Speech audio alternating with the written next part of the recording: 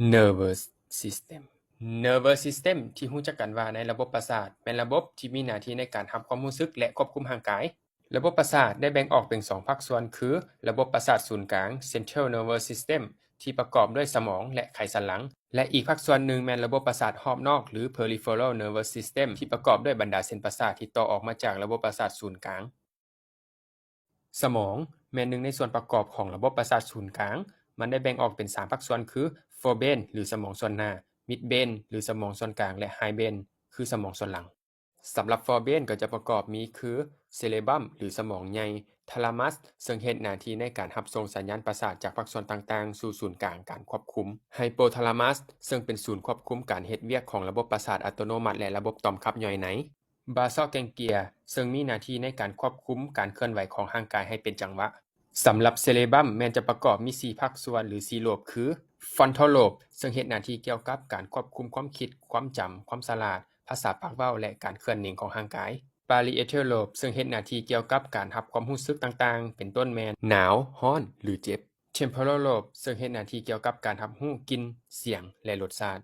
occipital lobe ซึ่งเฮ็ดหน้าที่เกี่ยวกับการเบิ่งเห็นและการควบคุมการทรงตัวสำหรับ brain stem หรือก้านสมองมันจะประกอบมีคือ midbrain ซึ่งเฮ็ดหน้าที่ประสานงานระหว่าง cerebrum และ cerebellum และนอกจากนี้ยังเฮ็ดหน้าที่เกี่ยวกับการควบคุมการทรงตัวและการตอบสนองต่อการได้ยินหรือการเบิ่งเห็น pons เฮ็ดหน้าที่เกี่ยวกับการประสานงานระหว่าง cerebrum และ cerebellum นอกจากนี้ยังเป็นศูนย์กลางของการหายใจ medulla เป็นศูนย์กลางการควบคุมการหายใจความดันและรีเฟล็กซ์ต่างๆเช่นการไอการจามและการหาก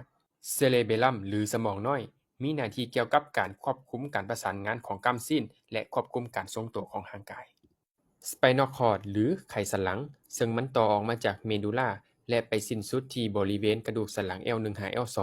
มันเป็นศูนย์กลางของรีเฟล็กซ์มันเป็นเส้นทางผ่านของกระแสประสาทจากอวัยวะเป้าหมายหาสมองหรือจากสมองหาอวัยวะเป้าหมาย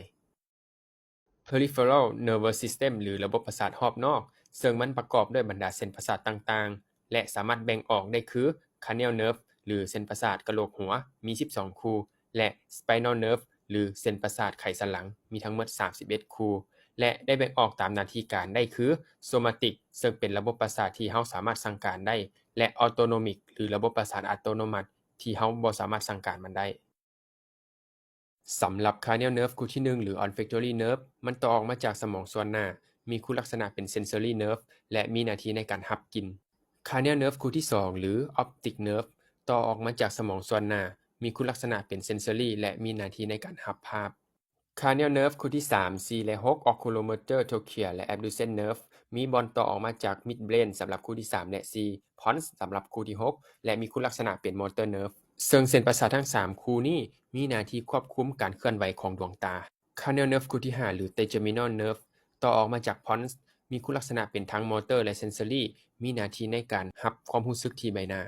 cranial nerve คู่ที่7หรือ facial nerve มีบอนต่อออกมาจาก pons มีคุณลักษณะเป็นทั้ง motor และ sensory มีหน้าที่ในการควบคุมการเคลื่อนไหวของใบหน้าและรับรสชาติที่บริเวณ2/3 ทางหน้าของลิ้น cranial nerve คู่ที่8หรือ vestibulocochlear nerve มีบอนต่อออกมาจาก pons มีคุณลักษณะเป็น sensory nerve มีหน้าที่ในการรับเสียงและควบคุมการทรงตัวของร่างกาย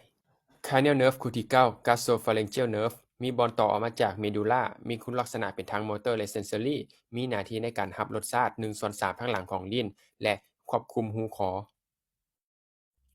cranial nerve คู่ที่10 vagus nerve มีบอนต่อออกมาจากเมดูลามีคุณลักษณะเป็นทั้ง motor และ sensory มีหน้าที่ในการควบคุมอวัยวะภายในเป็นต้นแม่นปอดหัวใจและระบบละลาย cranial nerve คู่ที่11 accessory nerve มีบอนต่อออกมาจากเมดูลามีคุณลักษณะเป็น motor มีหน้าที่ในการควบคุมการเคลื่อนไหวของคอและ cranial nerve คู่ที่12 hypoglossal nerve มีบอนต่อออกมาจากเมดูลามีคุณลักษณะเป็น motor มีหน้าที่ในการควบคุมการเคลื่อนไหวของลิ้น spinal nerve หรือเส้นประสาทไขสันหลังทุกเส้นแม้นจะเป็นทั้งเส้นประสาท motor และ sensory มีขอบเขตตามแต่ละบอนออกคือ cervical nerve thoracic nerve lumbar nerve sacral nerve และ coccygeal nerve ระบบประสาทอัตโนมัติแม้นจะประกอบมีคือระบบประสาท sympathetic ซึ่งจะมี preganglionic fiber ที่ยาวและ postganglionic fiber ที่สั้นซึ่งจะใช้ acetylcholine และ norepinephrine เป็นสารสื่อประสาท และระบบประสาทพาราซิมพาเทนติกซึ่งจะมี Preganglionic Fiber ที่สั้นและ Postganglionic Fiber ที่ยาวซึ่งจะใช้เพียงแต่อะซิติลโคลีนเป็นสารสื่อประสาท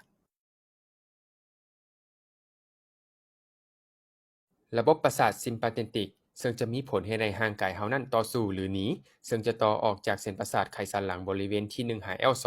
ซึ่งจะมีผลต่ออวัยวะต่างๆ ดังนี้ขยายหูม่านตาเฮ็ดให้หัวใจตีไวหายใจไวเฮ็ดให้ร่างกายใช้พลังงานหลายขึ้นยับยั้งการย่อยอาหารเพิ่มการไหลเวียนเลือดเข้าสู่กล้ามสิ้นและเฮ็ดให้พวกเหี่ยวคลายตัว สำหรับระบบประสาทพาราซิมพาเทติกเป็นระบบประสาทที่เฮ็ดให้เรารู้สึกผ่อนคลายและช่วยในการย่อยอาหารซึ่งจะต่อออกมาจากเส้นประสาทกะโหลกหัวคู่ที่3 7 9และ10และอีกบ่อนหนึ่งแม่นเส้นประสาทไขสันหลังบริเวณ S2 หา S4 ซึ่งจะมีผลต่อร่างกายเราคือหดหัดหูม่านตาเพิ่มการหลั่งน้ำลายเฮ็ดให้หัวใจตีช้าหายใจช้าลงกระตุ้นการย่อยอาหารและหดหัดพวกเหี่ยว